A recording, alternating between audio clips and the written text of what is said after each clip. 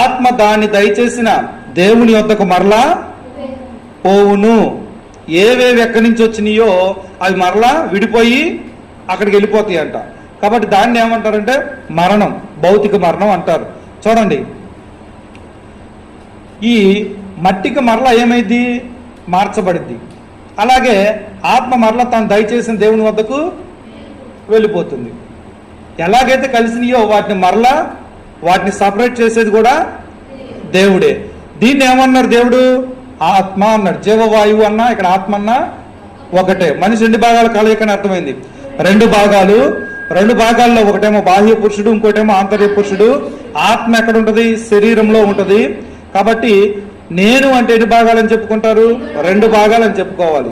ఒకటేమో భూ సంబంధమైనది బాహ్య పురుషుడు, ఆంతర్య పురుషుడేమో పరలోక సంబంధి.